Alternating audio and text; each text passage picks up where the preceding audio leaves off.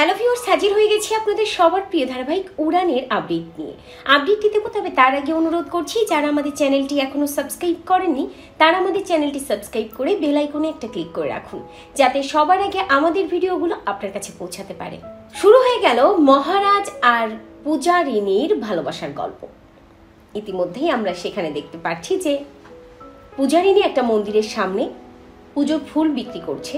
ওদের একটা ছোট্ট দোকান আছে, আর সেই দোকানটা পূজারিনীর মা এবং পূজারিনীর দুজন মিলে চালায়। আর পূজারিনীর বাবার পাশে আরেকটা ছোট্ট দোকান আছে। পূজারিনী পুজোর ডালা তৈরি করে এবং সেখান থেকে যে টাকা হয় সেটা দিয়ে সংসার চালায়, ভাই বোনের পড়াশোনার খরচও দেয়। পূজারিনী নিজের বিয়ের বয়স হয়ে গেলেও বিয়ে করার কোনো ইচ্ছা নেই। নিজের ভাই বোনদের মানুষ করতে চায় পূজারিনী, মা বাবার পাশে থাকতে চায় পূজারিনী। একই সাথে পূজারিনী সবার পছন্দের একটা মানুষ, সবাই তাকে ভালোবাসে। মন্দিরের পুরোহিত থেকে শুরু করে যারা সেখানে আছে সবাই মোটামুটি পূজারিনীকে খুব পছন্দ করে। অন্যদিকে দেখা যায় যে মহারাজ, যে কিনা পরোপকারী, মহারাজ খুব ভালো মনের মানুষ, তবে অন্যায়ের প্রতিবাদ করে এবং এই অন্যায়ের প্রতিবাদ করাটাকেই অনেকে অনেকভাবে নেয়। কেউ মহারাজকে খুব পছন্দ করে, আবার কেউ মহারাজকে গুন্ডা ভাবে। পূজারিনী যখন মন্দিরে পুজোর ডালা তৈরি করার কাজে ব্যস্ত থাকে, মহারাজ তখন মানুষের উপকার করার কাজে ব্যস্ত থাকে। মহারাজ দাবা খেলে, মহারাজ দাবায় চ্যাম্পিয়ন হয়, অনেকগুলো টাকা জিতেও যায়। তবে মহারাজের বন্ধু মহারাজকে এসে জানায় যে তার বোনের বড্ড বিপদ, কারণ একটা শয়তানের খপ্পরে পড়েছে তার বোন। মন্দিরে তাদের বিয়ে হচ্ছে, আর এই বিয়েটা একমাত্র মহারাজ নিজেই আটকাতে পারবে।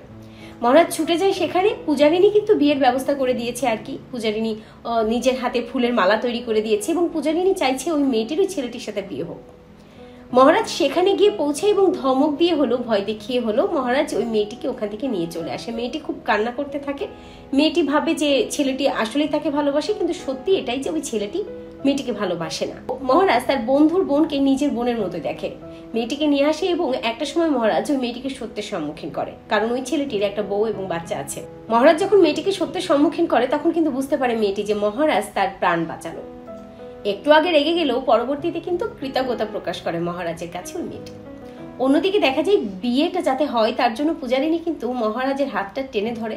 অর্থাৎ মেয়েটিকে নিয়ে আসার সময় পূজারিনী মহারাজকে বলে কিছুতেই মহারাজ মেয়েটিকে এখান থেকে এভাবে জোর করে নিয়ে যেতে পারবে না। তবে মহারাজ তো পূজারিনীর কোনো কথা শোনে না। মহারাজ যে কেন মেয়েটিকে টেনে নিয়ে আসলো এবং ওই ছেলেটি যে শয়তান, পূজারিনী সেটা বুঝতে পারে না। ওই যে মন্দির থেকে মহারাজ মেয়েটিকে টেনে হেঁচড়ে নিয়ে আসলো, এটাই দেখে পূজারিনী এবং পূজারিনীর পরিবার। মহারাজকে গুন্ডা, শয়তান, বদমাইশ এসব বলে আখ্যায়িত করে। তবে শুধু যে মহারাজকে পূজারিনী বা পূজারিনীর পরিবারই এভাবে দেখছে তেমনটা নয়। মহারাজ খুব ভালো পরিবারের সন্তান, কিন্তু মহারাজের মা মহারাজকে একেবারে পছন্দ করে না। মহারাজের মা মহারাজকে ওরকম বদমাইশ, শয়তান, গুন্ডা এরকম ছেলেই ভাবে। মহারাজের মায়ের পছন্দের ছেলে হচ্ছে মহারাজের বর্তা সোমনাথ মুখার্জি, যে কিনা অনেক বড় বড় ডিগ্রি নিয়ে নিয়েছে, কিন্তু তার এখনো পর্যন্ত কোনো চাকরি হয়নি। চাকরির জন্য চেষ্টা চালিয়ে যাচ্ছে। এক সময় দেখা যায় যে মহারাজের মা পুজো দেওয়ার জন্য ফুল নেবে বলে পূজারিনীর কাছে যায় এবং পূজারিনীকেও 7-5 কথা শুনিয়ে দেয়। পূজারিনীর মা যখন বলে আমার দোকানে প্রথম কেনাবেচাটা বা প্রথম ডালা সাজানোটা আমার মেয়ে নিজে হাতে করে, এতে আমাদের ব্যবসা শুভ হয়। এই কথাটা মহারাজের মায়ের একেবারে পছন্দ হয় না। 7-5 কথা শুনিয়ে দিয়ে বলে যে যদি সত্যি তোমার মেয়ে তোমাদের ব্যবসার জন্য এত লাকি হতো তাহলে তোমাদের ব্যবসা আরো অনেক বড় হতো। ডালা তো নেয়ই না, উল্টে ছোট লোক, গরিব এসব বলে গালিগালাজ করে চলে আসে মহারাজের মা। মহারাজের মা সবচেয়ে বেশি পছন্দ করে সোমনাথ মুখার্জি, যে তার বড় ছেলে। তার বিশ্বাস একদিন সোমনাথ মুখার্জি বড় চাকরি পাবে এবং সোমনাথ মুখার্জি তার পরিবার, তার নিজের মুখ উজ্জ্বল করবে। একটা সময় দেখা যায় মহারাজ বাড়িতে যায়, মহারাজের মা মহারাজের উপর প্রচন্ড খ্যাক করে। একদম ভালো তো বাসেই না, উল্টে আরো তার ভাইকেই ভালোবাসে, তার দাদাকে ভালোবাসে, এটা বুঝিয়ে দেয় মহারাজকে। মহারাজকে নিজে হাতে খাবারটাও বেড়ে দেয় না, বরং মহারাজ বাউন্ডুলে, মহারাজ জীবনে কিছুই করতে পারবে না, মহারাজ জেল খাটা ছেলে, আর এই ছেলের পরিচয় সে দিতে চায় না, এমন অনেক কথা বলে মহারাজ। মহারাজের একটা সময় খুব খারাপ লাগে, মহারাজের বাড়ি থেকে বেরিয়ে পড়ে। মহারাজের ওই বাড়িতে আছে মহারাজের বাবা, মহারাজের মা, মহারাজের বড়দা এবং মহারাজের একটি বোন। তবে সেই বোন মহারাজের আপন বোন নয়। ছোটবেলায় মহারাজ বা মহারাজের বাবা কেউ একজন ওই মেয়েটিকে কুড়িয়ে নিয়ে এসেছিল। সেই মেয়েটি মহারাজকে খুব ভালোবাসে, নিজের দাদার মতোই ভালোবাসে। তবে আরো একটা দাদা হয়তো আছে এখানে, যাকে আমরা এখনো পর্যন্ত দেখতে পাইনি। মহারাজের মা মহারাজকে পছন্দ না করলেও মহারাজের বাবা মহারাজকে খুব ভালোবাসে এবং পছন্দ করে। মনে মনে খুব অভিমান হয় মহারাজের মায়ের উপর। তবে মহারাজ কিন্তু বাড়িতে খুব বেশি খারাপ ব্যবহার করে তেমনটা নয়, বেশ ভদ্রসভ্য ভাবেই থাকে। বাইরেই মহারাজ যায় একটুখানি বেশি রেগে যায় বলতে মহারাজ সবসময় অন্যায়ের প্রতিবাদ করে। এরপরে দেখা যায় মহারাজের বন্ধু আসতে না পারায় বন্ধুর গাড়িটা নিয়ে মহারাজ নিজেই যায়, কারণ তার বন্ধু নিজেই ড্রাইভার দুজন ব্যক্তিকে পৌঁছে দেওয়ার জন্য মহারাজ নিজেই গাড়িটা চালায় আর কি। তবে ওই ছেলেটি আর মেয়েটি গাড়ির মধ্যে উঠে রোমান্টিসিজম করতে থাকে, যেটা মহারাজের একেবারেই ভালো লাগে না।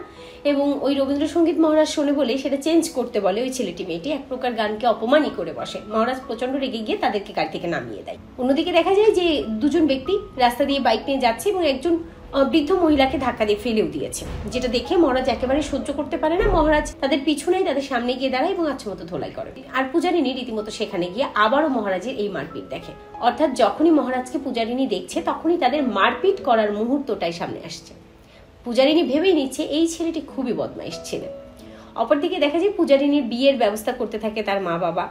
পূজারিনী বিয়ে করবে বা পূজারিনীকে বিয়ে দেবে, একটা ভালো ছেলের সাথে বিয়ে দেবে, একটা রাজপুত্রের সাথে বিয়ে দেবে, এমনটাই তার মা বাবার ইচ্ছা।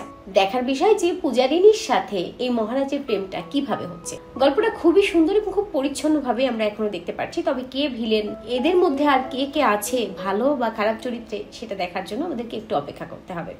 ঠিক কি ঘটে সে সবটাই দেখতে হলে আপনাদের অবশ্যই চোখ রাখতে হবে স্টার জলসার পর্দায়। তো ভিউয়ার্স, আপনারা দেখার অপেক্ষায় আছেন তো পূজারিনী আর মহারাজের প্রেমটা ঠিক কি করে হয়? কমেন্ট করে এক্ষুনি জানিয়ে দিন আপনাদের মতামতটি। আর উড়ান ধারাবাহিকের সকল প্রকার লেটেস্ট আপডেট সবার আগে পেতে আমাদের এই চ্যানেলটি সাবস্ক্রাইব করে বেল আইকনে একটা ক্লিক করে রাখুন, যাতে সবার আগে আমাদের ভিডিওগুলো আপনার কাছে পৌঁছাতে পারে।